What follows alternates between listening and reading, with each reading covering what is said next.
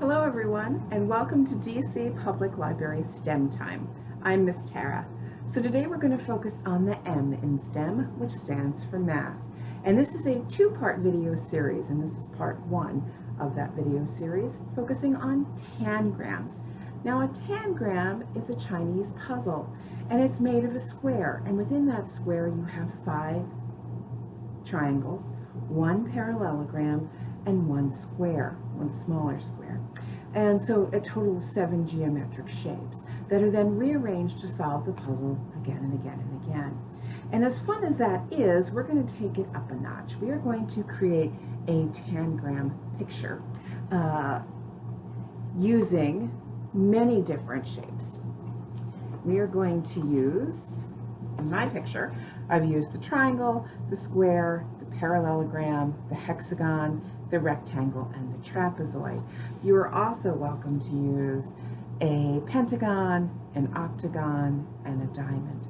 I don't suggest using an oval, a heart shape, a circle, a crescent moon, or even the star at this point. I want you to focus on non-curved geometric shapes. I want you to focus on things with straight lines as you're making your tangram, because I think you're not going to get as frustrated for the first tangram picture that you create.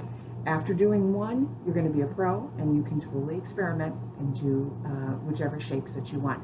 For the first one out though, let's all try and create a picture using straight lined geometric shapes, and let's also try and make a form of transportation. So a train, a car, a bus, a rocket ship, a helicopter would all be great. I personally have selected to make a boat. And like I said, this is our final project, that project that I did, but yours is going to look a little different than mine. So to start with, you want to start on a piece of blank paper with your markers, crayons, or color pencils. You want to divide your form of transportation into major shapes. For me, that meant a sail. That meant the boat part that we would be sitting in. So we've got a triangle, we've got an upside down trapezoid, and then connecting the two, we have a rectangle that I've already divided into 2 squares, okay? Now once I have this bold outline, then I'm just going to break things down into other shapes, okay? And so for each shape that I'm using, after I've outlined it with whatever principal outline color you want, then I want you to pick a color that goes with the shape. So for me, trapezoids are always pink in this picture.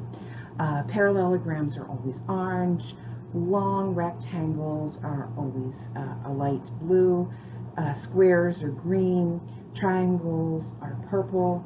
And my hexagon, which you notice looks kind of a little funny, is a dark green.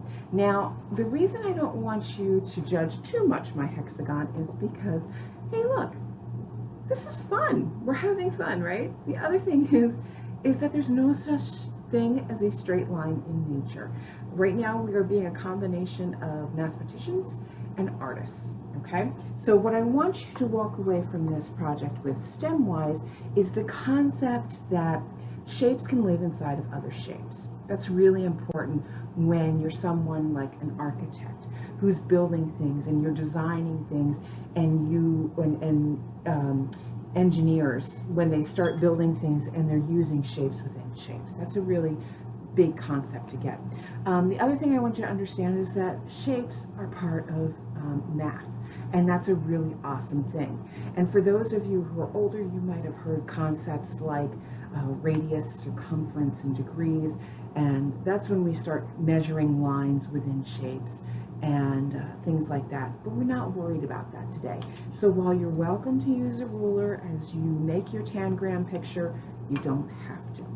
Now when you're all finished, you want to not only show your loved ones and friends, you might also want to grab a pair of scissors and actually create a puzzle out of this that you then reform or ask someone else to.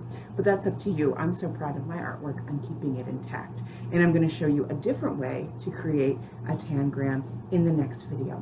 Until then, Don't forget to check us out at dclibrary.org, and we will see you soon again for STEM Time.